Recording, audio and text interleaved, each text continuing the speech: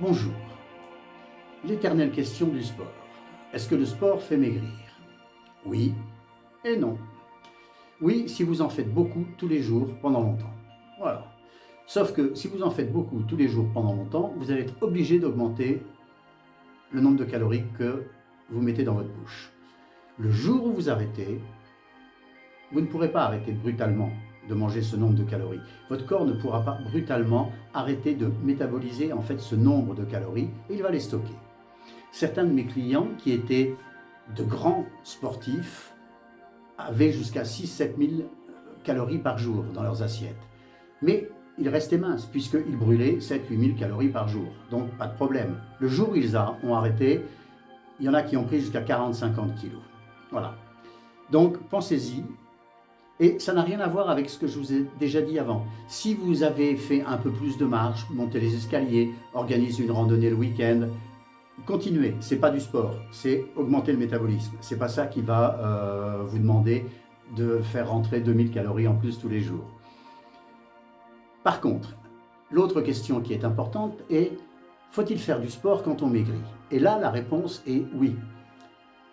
Oui, parce que ça ne va pas vous faire maigrir. Il ne faut pas en faire trop pour que ça engendre une faim irrépressible.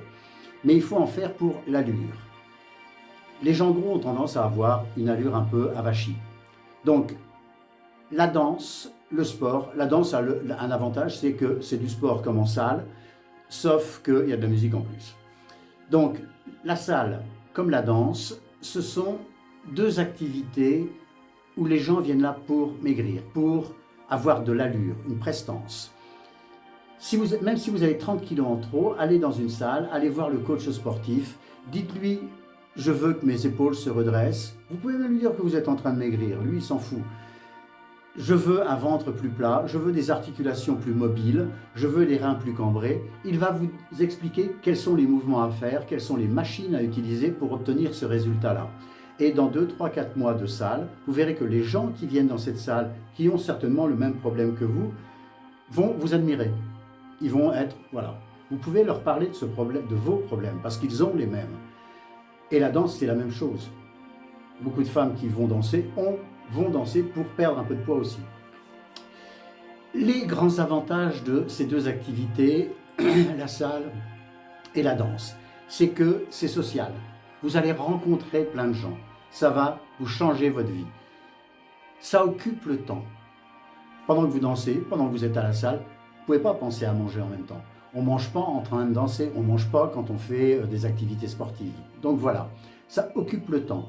Ça va vous faire de nouveaux amis. Ça va vous donner une autre allure. C'est pratique dans la vie de tous les jours.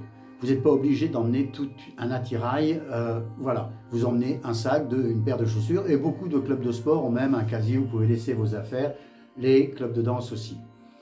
Donc voilà, mon conseil du jour, vous avez déjà perdu 6, 7, peut-être un peu plus de kilos, parce que maintenant on n'est pas loin des 3 mois, donc normalement c'est 6, mais les premiers mois on maigrit un peu plus rapidement.